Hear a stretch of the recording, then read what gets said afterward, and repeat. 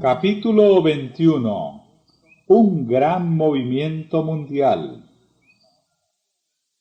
En la profecía del primer mensaje angelical, en el capítulo 14 del Apocalipsis, se predice un gran despertamiento religioso bajo la influencia de la proclamación de la próxima venida de Cristo. Se ve un ángel volando en medio del cielo, teniendo un evangelio eterno que anunciar a los que habitan sobre la tierra, y a cada nación, y tribu, y lengua, y pueblo. A gran voz proclama el mensaje: temed a Dios y dadle gloria, porque ha llegado la hora de su juicio, y adorad al que hizo el cielo y la tierra, y el mar, y las fuentes de aguas.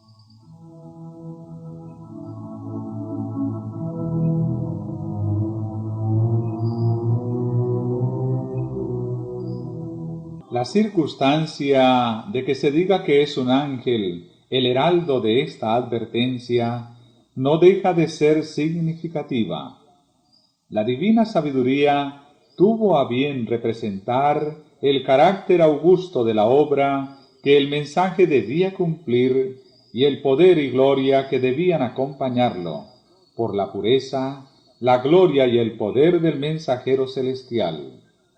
Y el vuelo del ángel en medio del cielo, la gran voz con la que se iba a dar la amonestación y su promulgación a todos los que habitan la tierra, a cada nación y tribu y lengua y pueblo, evidencian la rapidez y extensión universal del movimiento.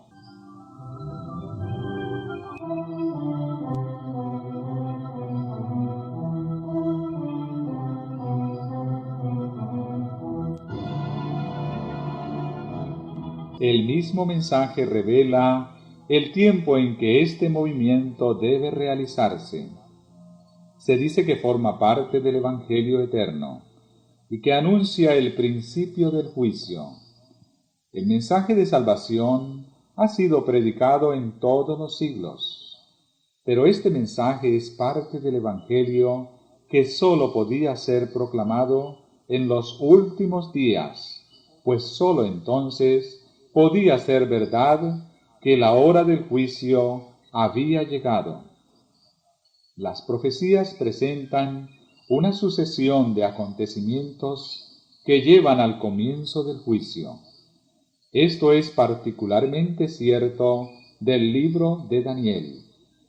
Pero la parte de su profecía que se refería a los últimos días, debía Daniel cerrarla y sellarla hasta el fin del tiempo. Un mensaje relativo al juicio, basado en el cumplimiento de estas profecías, no podía ser proclamado antes de que llegásemos a aquel tiempo.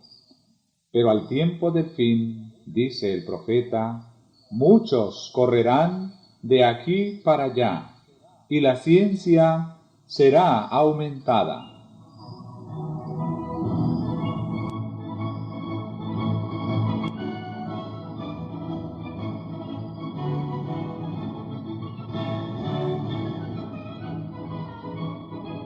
El apóstol Pablo advirtió a la Iglesia que no debía esperar la venida de Cristo en tiempo de él. Ese día, dijo, no puede venir sin que haya venido primero la apostasía y sin que haya sido revelado el hombre de pecado. Sólo después que se haya producido la gran apostasía y se haya cumplido el largo periodo del reino del hombre de pecado, podemos esperar el advenimiento de nuestro Señor. El hombre de pecado, que también es llamado misterio de iniquidad, hijo de perdición, y el inicuo, representa al papado, el cual, como está predicho en las profecías, conservaría su supremacía durante 1260 años. Este periodo terminó en 1798. La venida del Señor no podía verificarse antes de dicha fecha. San Pablo abarca con su aviso toda la dispensación cristiana hasta el año 1798. Solo después de esta fecha debía ser proclamado el mensaje de la segunda venida de Cristo.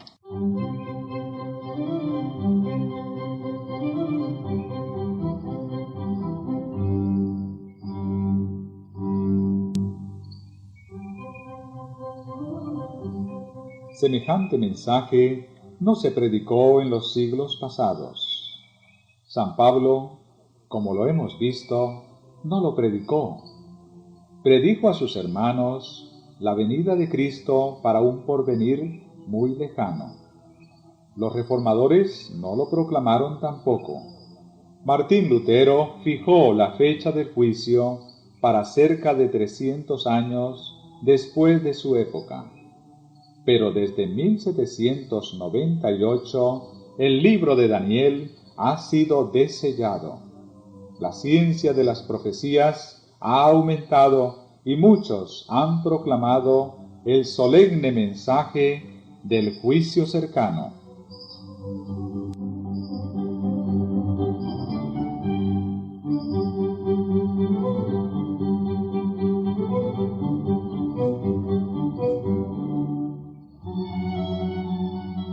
Así como en el caso de la Gran Reforma del siglo XVI, el movimiento adventista surgió simultáneamente en diferentes países de la cristiandad. Tanto en Europa como en América hubo hombres de fe y de oración que fueron inducidos a estudiar las profecías y que al escudriñar la palabra inspirada hallaron pruebas convincentes de que el fin de todas las cosas era inminente. En diferentes países había grupos aislados de cristianos que, por el solo estudio de las Escrituras, llegaron a creer que el advenimiento del Señor estaba cerca.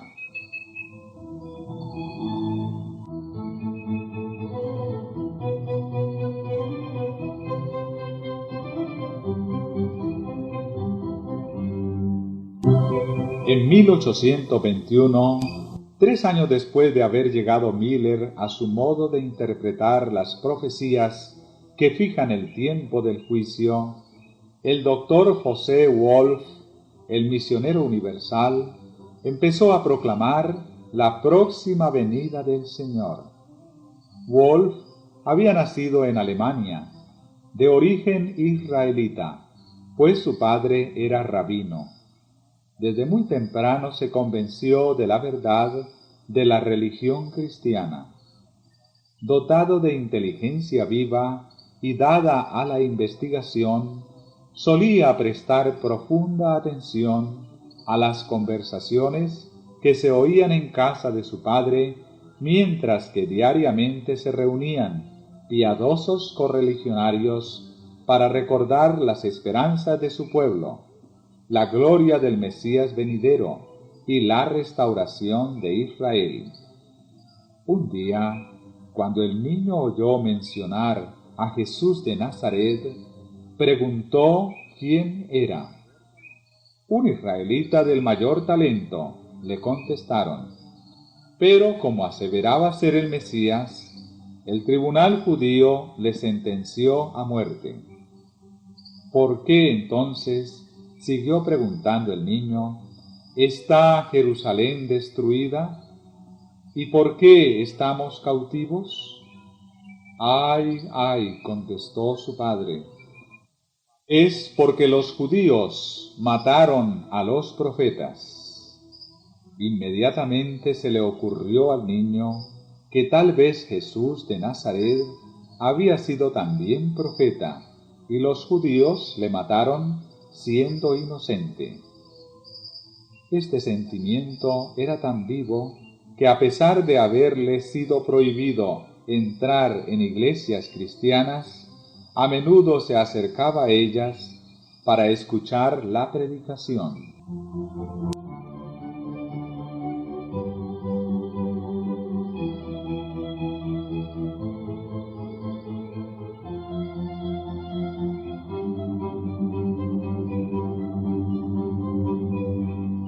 Cuando tenía apenas 7 años, habló un día con jactancia a un anciano cristiano, vecino suyo, del triunfo futuro de Israel y del advenimiento del Mesías.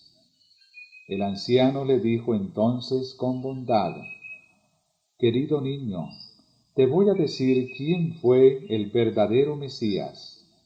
Fue Jesús de Nazaret, a quien tus antepasados crucificaron, como también habían matado a los antiguos profetas. Anda a casa y lee el capítulo 53 de Isaías, y te convencerás de que Jesucristo es el Hijo de Dios». No tardó el niño en convencerse. Se fue a la casa y leyó el pasaje correspondiente, maravillándose al ver cuán perfectamente se había cumplido en Jesús de Nazaret. ¿Serían verdad las palabras de aquel cristiano? El muchacho pidió a su padre que le explicara la profecía, pero éste lo recibió con tan severo silencio que nunca más se atrevió a mencionar el asunto. Pero el incidente ahondó su deseo de saber más de la religión cristiana.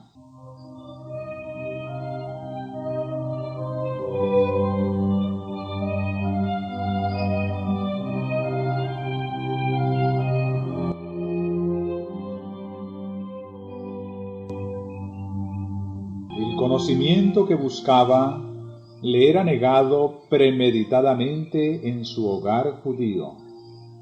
Pero cuando tuvo 11 años, dejó la casa de su padre y salió a recorrer el mundo para educarse por sí mismo y para escoger su religión y su profesión.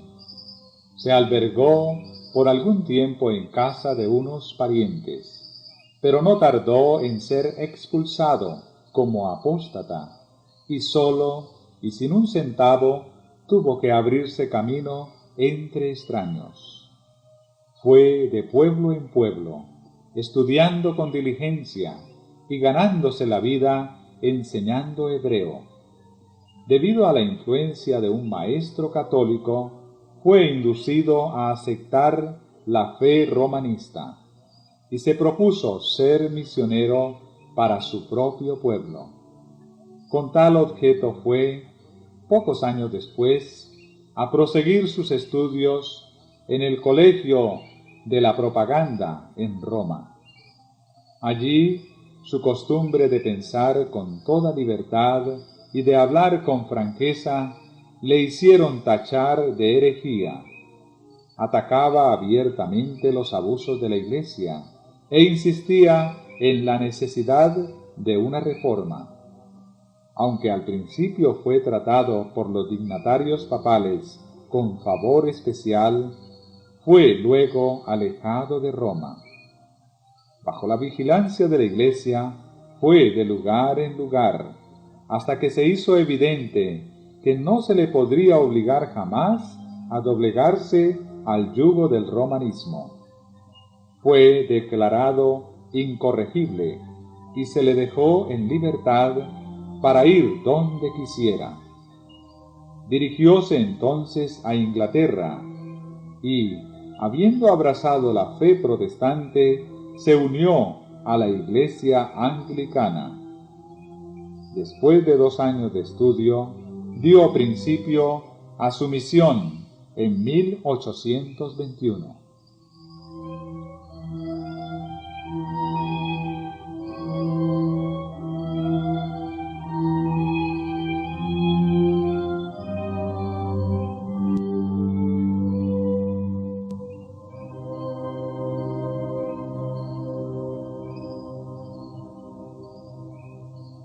Al aceptar la gran verdad del primer advenimiento de Cristo como varón de dolores, experimentado en quebranto, Wolf comprendió que las profecías presentan con igual claridad su segundo advenimiento en poder y gloria. Y mientras trataba de conducir a su pueblo a Jesús de Nazaret como al prometido, y a presentarle su primera venida en humillación como un sacrificio por los pecados de los hombres, le hablaba también de su segunda venida como Rey y Libertador.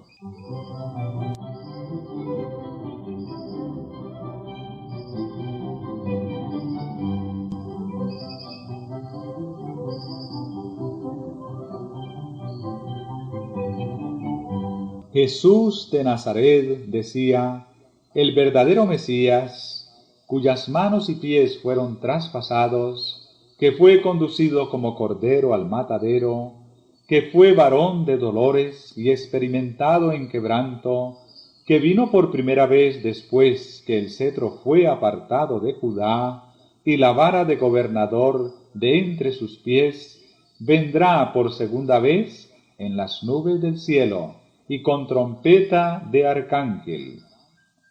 Sus pies se asentarán sobre el monte de los olivos, y el dominio sobre la creación, que fue dado primeramente a Adán y que le fue quitado después, será dado a Jesús. Él será rey sobre toda la tierra.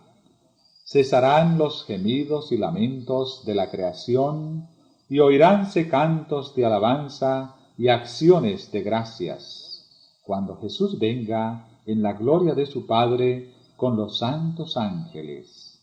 Los creyentes que murieron resucitarán los primeros. Esto es lo que nosotros los cristianos llamamos la primera resurrección. Entonces el reino animal cambiará de naturaleza y será sometido a Jesús. El Señor volverá a mirar la tierra y dirá que todo es muy bueno.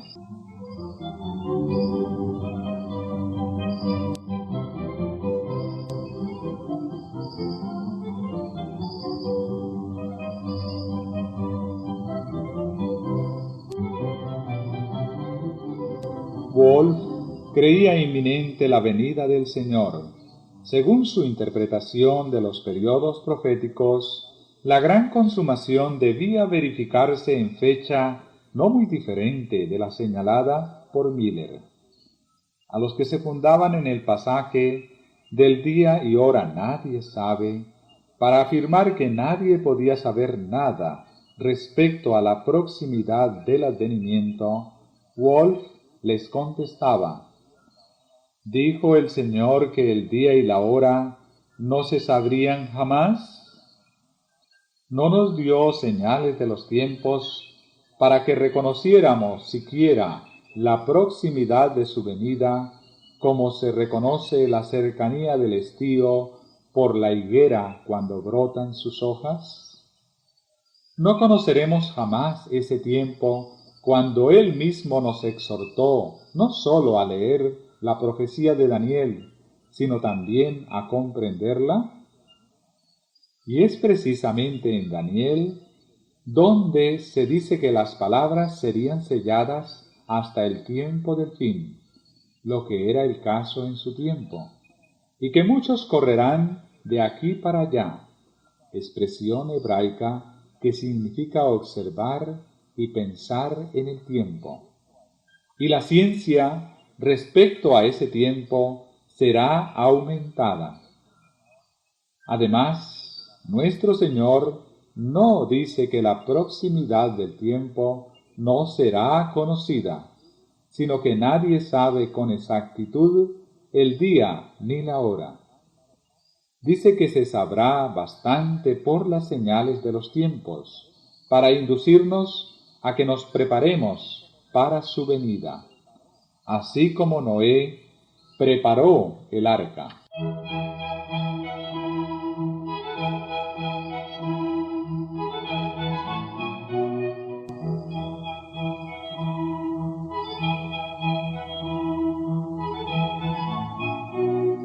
Respecto al sistema popular de interpretar, o mejor dicho, de torcer las Sagradas Escrituras, Wolf describió: la mayoría de las iglesias cristianas se han apartado del claro sentido de las Escrituras para adoptar el sistema fantástico de los budistas.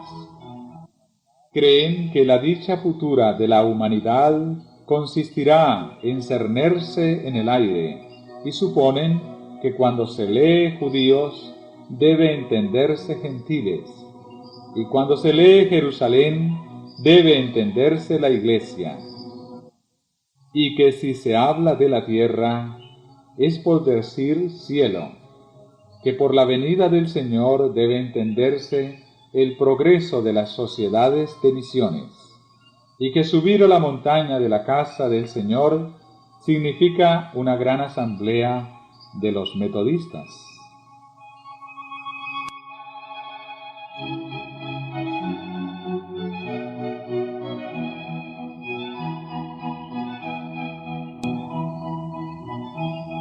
Durante los 24 años que transcurrieron de 1821 a 1845, Wolf hizo muchísimos viajes. Recorrió en África, Egipto y Abisania. En Asia, la Palestina, Siria, Persia, Bókhara y la India. Visitó también los Estados Unidos de Norteamérica y de paso para aquel país predicó en la isla de Santa Elena. Llegó a Nueva York en agosto de 1837 y después de haber hablado en aquella ciudad, predicó en Filadelfia y Baltimore y finalmente se dirigió a Washington. Allí dice: debido a una proposición hecha por el expresidente Juan Quincy Adams, en una de las cámaras del Congreso se me concedió por unanimidad el uso del salón del Congreso para una conferencia que di un sábado y que fue honrada con la presencia de todos los miembros del Congreso, como también del obispo de Virginia y del clero y de los vecinos de Washington. El mismo honor me fue conferido por los miembros del gobierno de New Jersey y de Pensilvania, en cuya presencia di conferencias sobre mis investigaciones en el Asia, como también sobre el reinado personal de Jesucristo.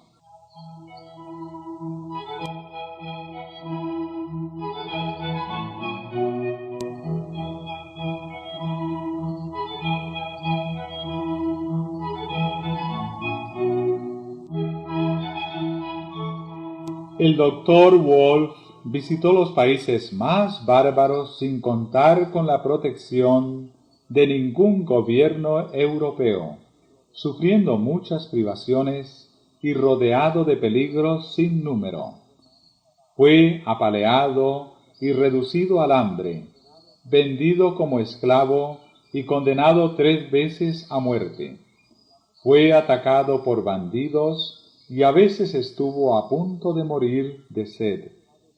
Una vez fue despojado de cuanto poseía y tuvo que andar centenares de millas a pie a través de las montañas, con la nieve azotándole la cara y con pies descalzos, entumecidos por el contacto del suelo helado.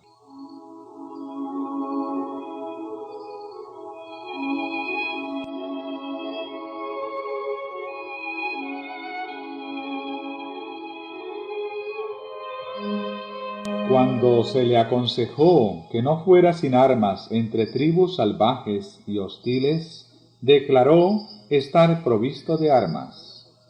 La oración, el celo por Cristo y la confianza en su ayuda. Además, decía, llevo el amor de Dios y de mi prójimo en mi corazón y la Biblia en la mano. Doquiera fuese, llevaba siempre consigo la Biblia en hebreo e inglés. Hablando de uno de sus últimos viajes, dice: «Solía tener la Biblia abierta en mis manos.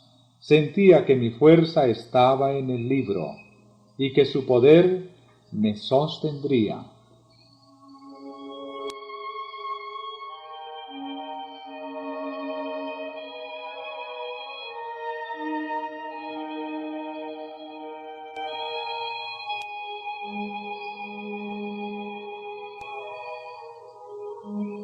Perseveró así en sus labores hasta que el mensaje del juicio quedó proclamado en gran parte del mundo habitado. Distribuyó la palabra de Dios entre judíos, turcos, parsis e hindúes, y entre otros muchos pueblos y razas, anunciando por todas partes la llegada del reino del Mesías.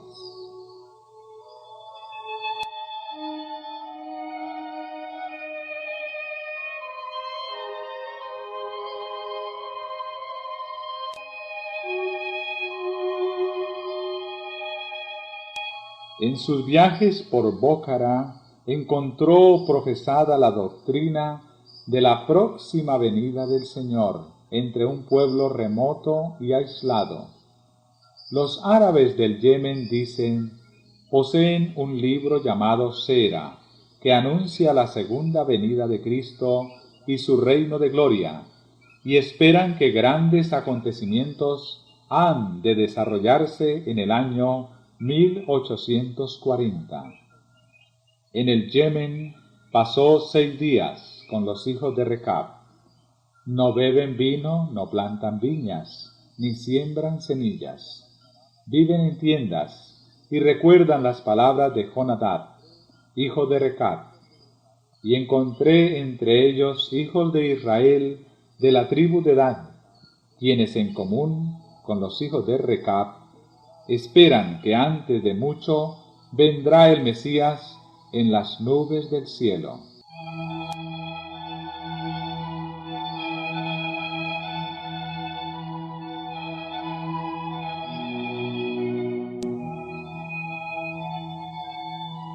Otro misionero encontró una creencia parecida en Tartaria.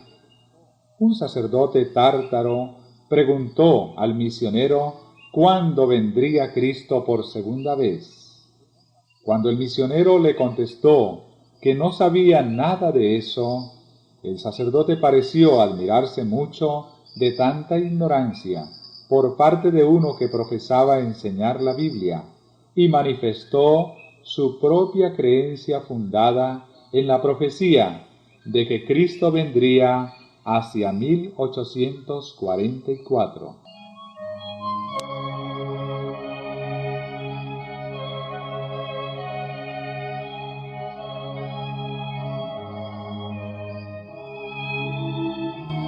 Desde 1826, el mensaje del advenimiento empezó a ser predicado en Inglaterra, pero en este país el movimiento no tomó forma tan definida como en los Estados Unidos de Norteamérica. No se enseñaba tan generalmente la fecha exacta del advenimiento, pero la gran verdad de la próxima venida de Cristo en poder y gloria fue extensamente proclamada. Y eso no sólo entre los disidentes y no conformistas. El escritor inglés Moran Brock dice que cerca de 700 ministros de la Iglesia anglicana predicaban este Evangelio del Reino. El mensaje que fijaba el año 1844 como fecha de la venida del Señor fue también proclamado en Gran Bretaña. Circularon profusamente las publicaciones adventistas procedentes de los Estados Unidos. Se reimprimieron libros y periódicos en Inglaterra. Y en 1842, Roberto Winter, súbdito inglés que había aceptado la fe adventista en Norteamérica, regresó a su país para anunciar la venida del Señor. Muchos se unieron a él en la obra, y el mensaje del juicio fue proclamado en varias partes de Inglaterra.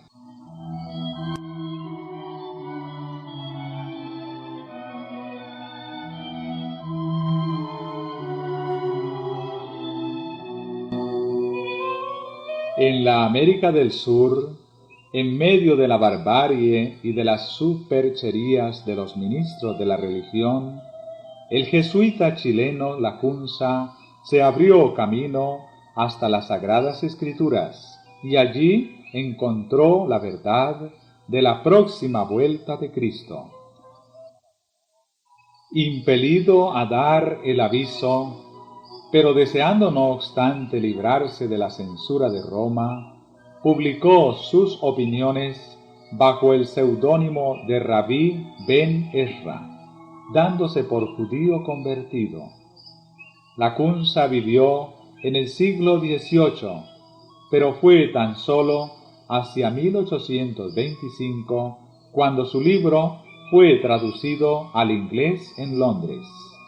Su publicación contribuyó a aumentar el interés que se estaba despertando ya en Inglaterra por la cuestión del segundo advenimiento.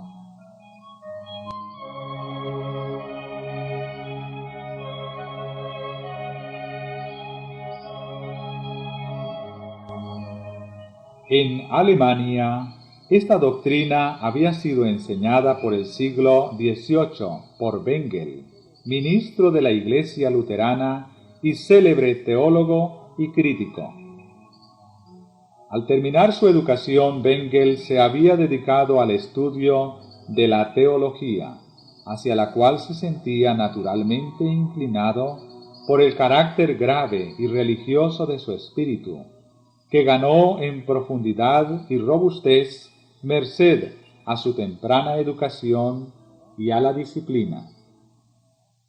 Como otros jóvenes de carácter reflexivo, antes y después de él, tuvo que luchar con dudas y dificultades de índole religiosa, y él mismo alude con mucho sentimiento a los muchos dardos que atravesaron su pobre corazón y que amargaron su juventud. Llegado a ser miembro del consistorio de Wittenberg, abogó por la causa de la libertad religiosa. Si bien defendía los derechos y privilegios de la Iglesia, abogaba porque se concediera toda libertad razonable a los que se sentían constreñidos por motivos de conciencia a abandonar la Iglesia oficial. Aún se dejan sentir hoy día en su país natal los buenos efectos de su política.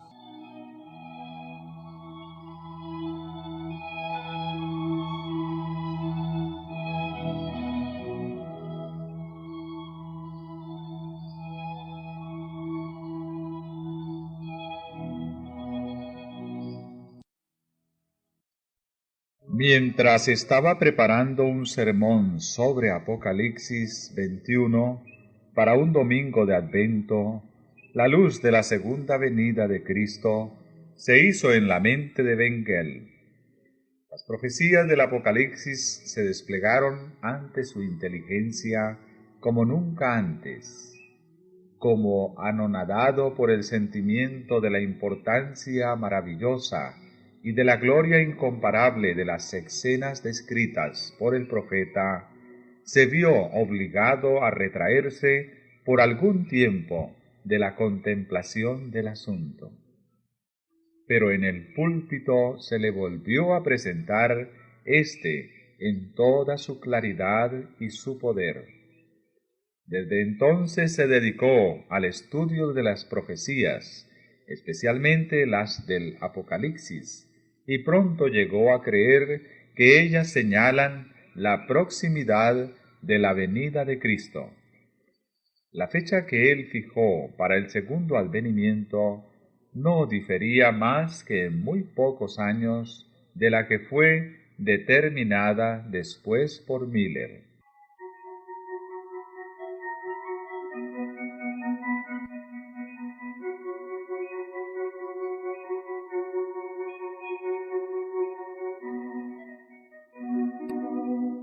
Los escritos de Bengel se propagaron por toda la cristiandad. Sus opiniones acerca de la profecía fueron adoptadas en forma bastante general en su propio estado de Wittenberg y hasta